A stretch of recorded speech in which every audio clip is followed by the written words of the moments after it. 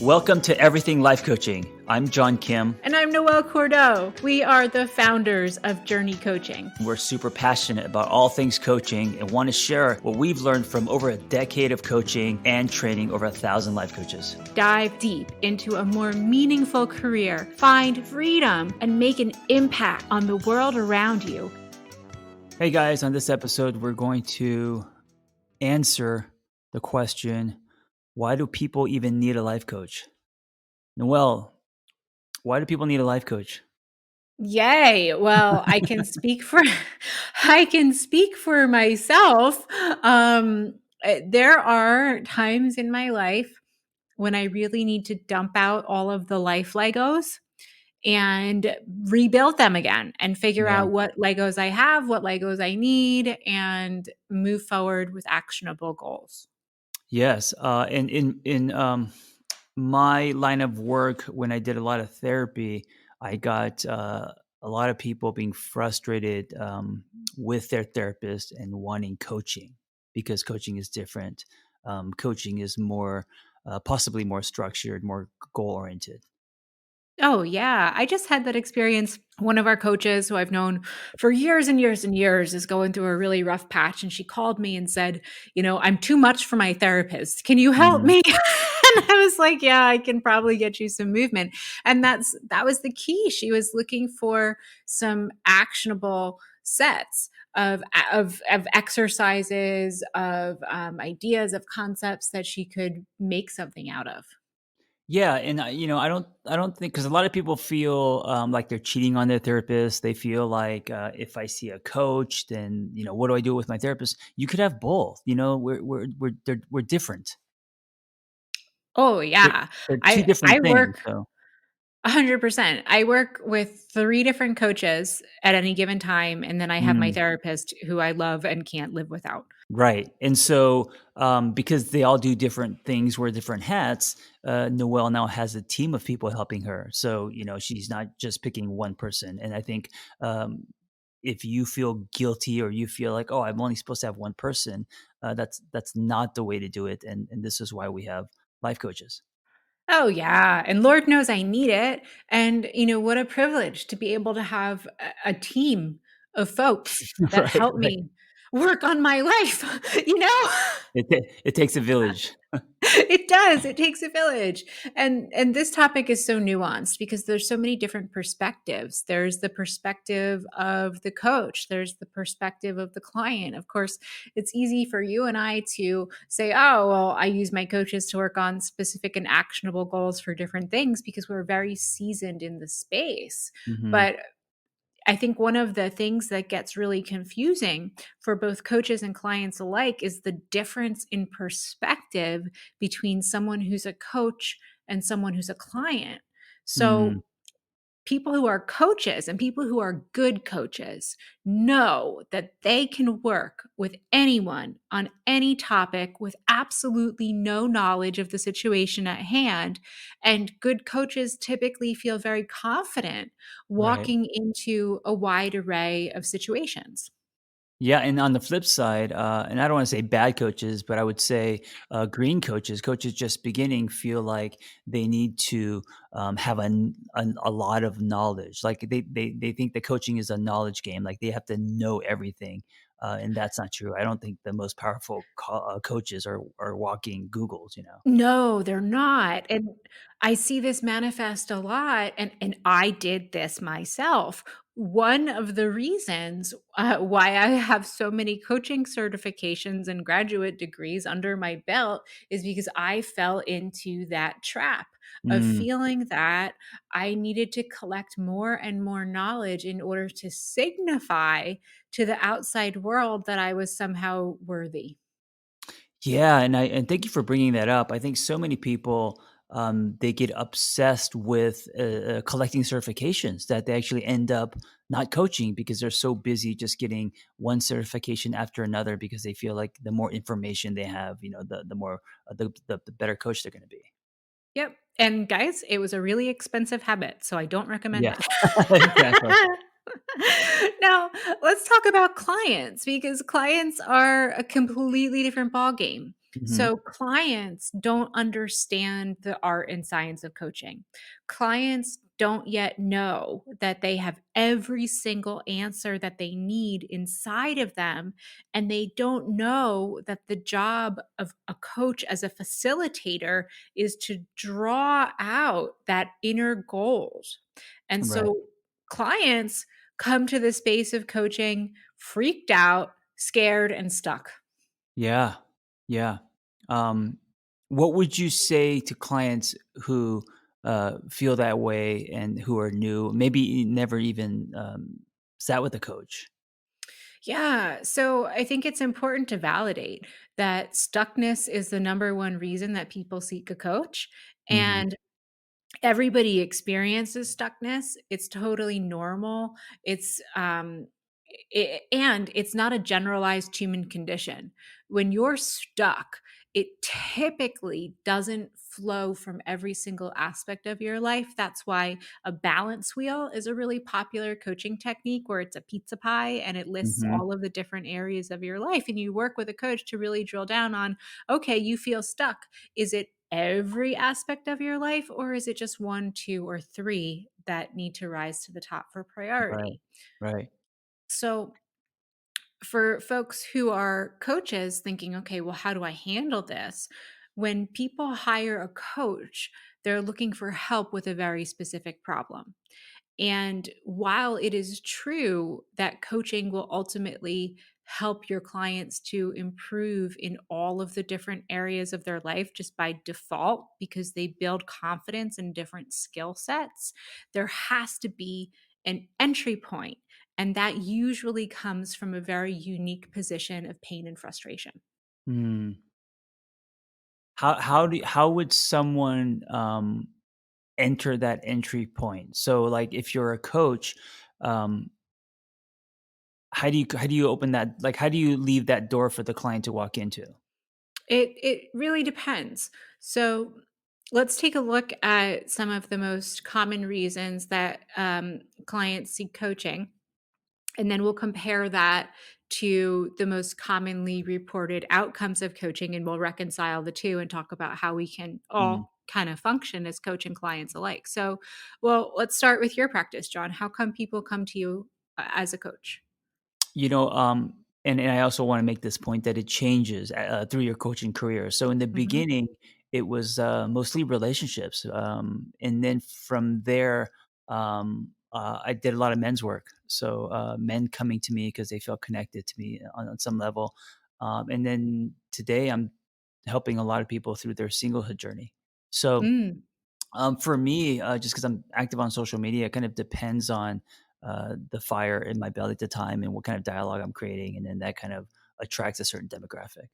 Yeah, this is really important. So, in John's coach land, what you mirror and reflect to your social media audience determines who comes into your coaching practice. Hmm.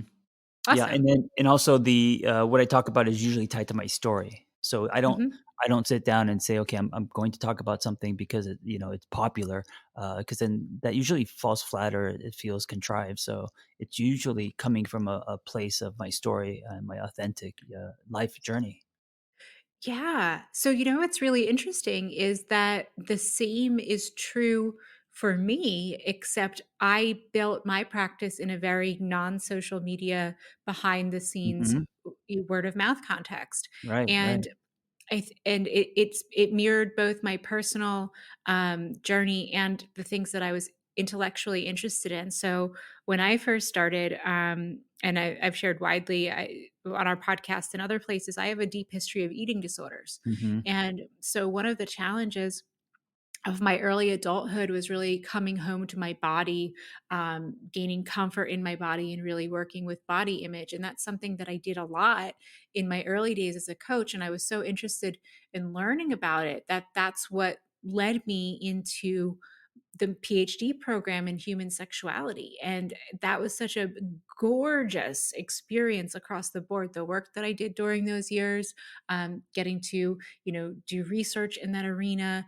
And then you and I met and we founded our company, and my interests were still centered around positive psychology, but I became interested in positive organizations and Right. early stage startups. And now, years later, I'm very interested in, I haven't gone too far from my roots of positive psychology and body image, but it's morphed into the colonized mind and how that impacts current and retired executives. Yeah. So there's even in that your story that you're telling us, there's such an arc there, right? There's different passions, and it all kind of makes sense to who you are, how you're personally evolving, growing, and all the different interests that you have. So that's one of the most beautiful things I find about coaching is that it mirrors your life and your passions, and it's also what makes it really sustainable and such a powerful career. Absolutely. And I want to explain where my clients come from because I think that's really important. So, when I get really interested in something or I'm doing something in my own life, I'm undertaking some sort of work, I don't shut up about it. I talk Mm, about what yeah. I'm doing, what I'm interested in, what I think ad nauseum to Right. everyone around me. So, the way that I built a word of mouth practice is simply by being fiery and really just kind of going there with my interests and seeking out other people who want to talk about the same stuff as me. And ultimately, that turned into, hey, you should really talk to Noelle about XYZ. She won't shut up about this. She could probably help you. Yeah, and I love that you said that because what comes to me as I'm listening to this is you getting out of your own way, and when people get out of their own way and they just kind of allow their passions, the fire in their belly to spread, that kind of takes a life of its own, and that's going to create traction. You know. It does. It does. And coaching is such a broad space. So, some really broad strokes, a lot of different reasons that clients seek coaches is for career change. Hmm. That's a huge one. And a lot of our coaches at Journey work in this arena. And that's a really big, scary thing. And I think that one of the threads that we'll see through all of these different niche areas is that it's a big, scary thing.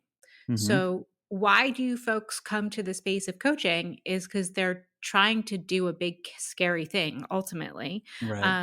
So, changing careers and then kind of staying in the career camp, setting strategy at work for advancement is a big Hmm. arena, especially in executive coaching. And then, flipping over to what John does and work that I've done too, which I really enjoy, is breakup and divorce recovery. Yep. Going Then through a breakup, finding themselves again, repositioning their life, and all of that stuff. yeah. And then relationships. And I want to qualify when we say relationships, we're not just talking about binary a couple relationship. We're talking about everything from, moving to a new city and making new friends Hmm. to, expanding beyond a binary relationship into alternative relationship models. So the spectrum is so wide, and all of those topics are folks, again, doing big, scary things. Right. Yeah. And also, not only doing big scary things, but if you're not doing big scary things, but you don't find um, that your therapist or friends and family kind of enough, like you need someone to really kind of nudge you, make you accountable, then you find a coach. So coaching, it doesn't have to be just for big life transitions, right? So if you know that you just need something and it's not a therapist, but you need accountability in some way, then that's a really um, it's a really good reason to find a coach. It is. And I see that a lot from clients who are very seasoned in the space of coaching, that Hmm. once someone has worked with a coach and worked with a coach effectively, it becomes a modality that they put in their pocket and carry with them. Very similar, I think, to personal training. I know that I can work out on my own till the cows come home, but I'm not going to get the same kind of results that I get either working with a group fitness class or working with a trainer one on one. Yeah, that's actually a great example. The power of that accountability, the power of a class, as opposed to you working out by yourself, it's exponentially so much more powerful. 'Cause I won't push myself as hard. I won't sweat as much, quite simply. Right. I won't do it on my own, and speaking of fitness, health, improving fitness and health, everything from food to body image, or even spirituality Yeah. goes under the wellness umbrella, which is a massive area where folks need accountability and help with coaching. Yeah, and I mean, spirituality is growing, and even under that, so many different categories. Um, I think coaching has become, uh, for many, a kind of a spiritual experience, you know. And I think like 10 years ago, coaching, because it kind of came from executive coaching, very logical strategy, and you know all of that still is here too. But now we're starting to find a lot of spiritual coaches, you know, who are abstract and working in very creative ways. Oh, yeah, shamanism, Mhm. meditation, Yep. it's been really beautiful to see how so many folks have taken their own practices and helped, to others to find Yeah. themselves, through this work. Um, and then, speaking of work, a huge area of coaching is entrepreneurship, either Yeah. starting a business or scaling a business. Yeah, and that's always been huge, and especially now, I think, and also with this pandemic as we come out of it, a lot of people changing careers and starting their own business. So wanting Yes. coaching in that, yeah, Yeah. So we've talked so much about the why that a client holds and all of the different reasons that the entry point exists. Now, let's talk about the most commonly reported outcomes of coaching because they're totally different and they might not be what you expect. So, we just talked about really specific things: careers, relationships, businesses, entrepreneurship.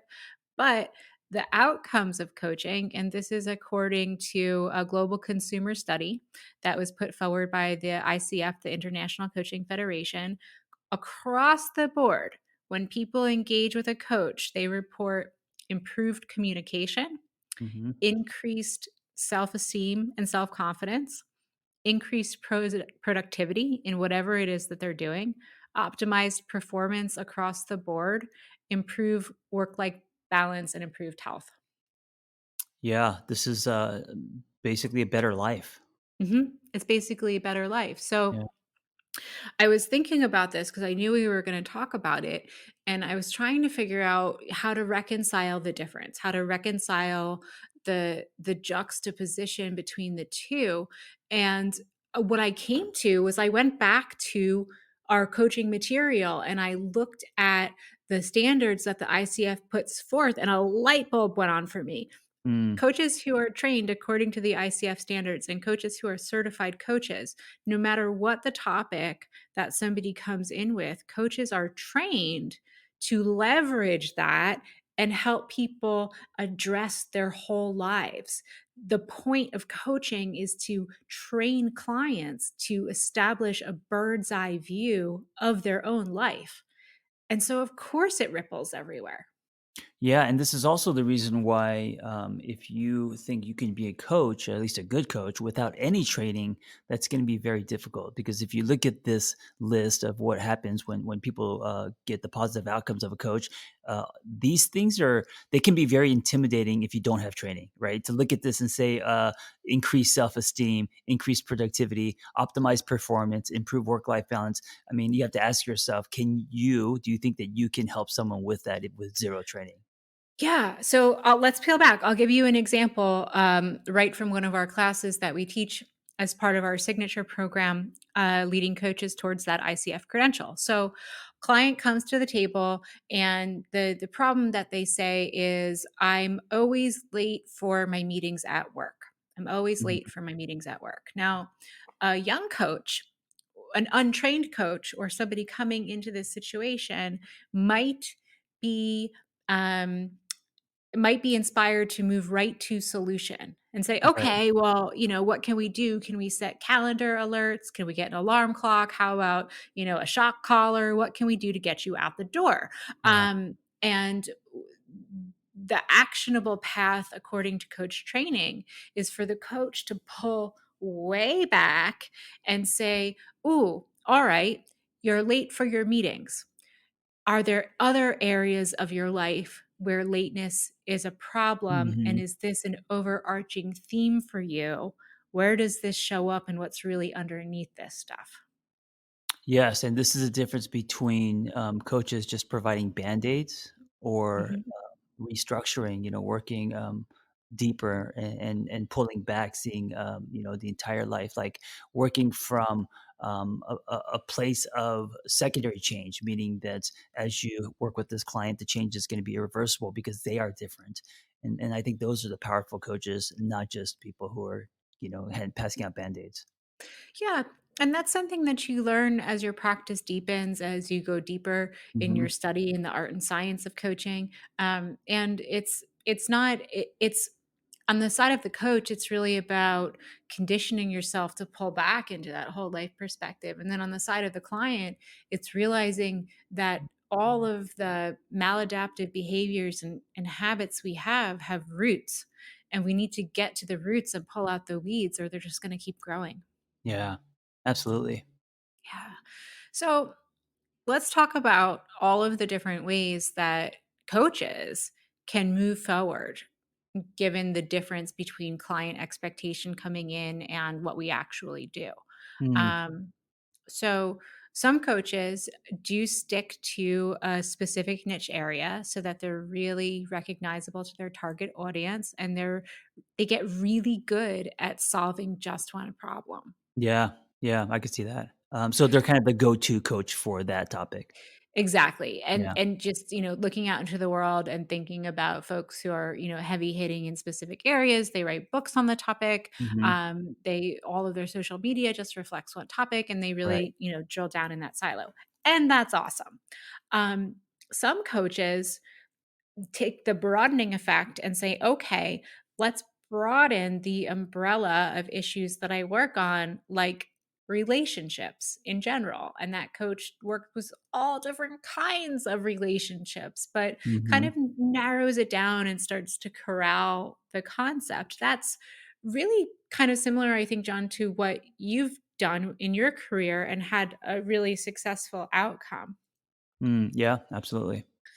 Um, and then what I do or what I've done is I've really rested on theoretical techniques Yeah. as kind of, my anchor in the space. So the topics that I work on shift and change, but I always use positive psychology. I always use neurobiology as a foundation for my work. And I've seen a lot of folks do this very successfully by using big keywords like wellness centered.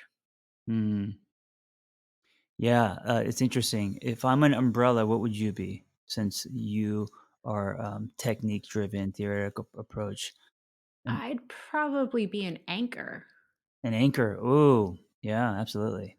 Yeah, because I just like I'm my anchor's in the ocean, and no matter what I'm working on, the ship's going in a lot of different directions, but it's anchored to positive psychology. Yeah, it hangs on that. Yeah.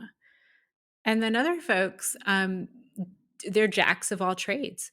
Mhm. And I'm thinking of, really specifically, you know, folks who just work through connection and word of mouth. Like some of our coaches have opened their own firms and Right. they take on all sorts of different clients, whoever comes to their doors. And it's not really about um, the who or the why or the how, but I think that they create just this experience of trust and hope and model change and durability and resilience in their own lives, and so folks kind of want some of that nectar. Yeah. And so when you look at all of these, it creates such a giant palette, and this is why people hire life coaches because Mhm. uh, the spectrum is so wide and vast. Yep, it is. And if all of this sounds intimidating to you, one of the best ways to learn how to do something and do it well is to work for someone else. Mm, And there are so many great companies that are hiring coaches right now. And so yes, you would have less control, your clients would be served up for you, but what a fantastic way to learn, and what yeah, a fantastic way to kind of look at this space from the inside out. yeah, absolutely. And I think that is in itself up and coming. There wasn't a lot of those opportunities before, but now there are. Yeah. Yeah. So the takeaways here, that I feel really strongly about is that, no matter where you are and no matter how you're positioning yourself as a coach, your clients are going to come in as caterpillars and they're going to leave as butterflies. Mm. And that's just true. Um, and what we need to do in order to accommodate that transformation is just meet folks where they're at. Yeah, that's the beginning. I mean, if you Mhm. don't start there, um, it's already a kind of a bad step. I think it's going to be slippery if you don't start there. Yeah, because Yeah, there's no single way to approach change, and there's no right way to wave your flag as a coach. yeah, absolutely. I love that, and maybe we can end there because that's a powerful statement. There's no right way to wave your flag as a coach. Yay. Well, thanks so much, guys, and, I'm excited to see all of you wave your flags. Yeah, absolutely, and let us help you if you want that help. Awesome. We'll see you soon. Be well.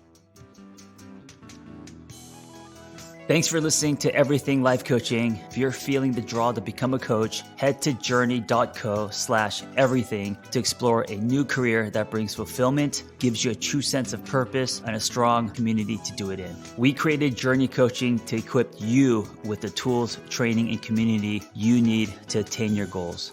Join JRNI Coaching and begin your journey towards personal freedom and a transformative state of growth today. That's JRNI.co/everything.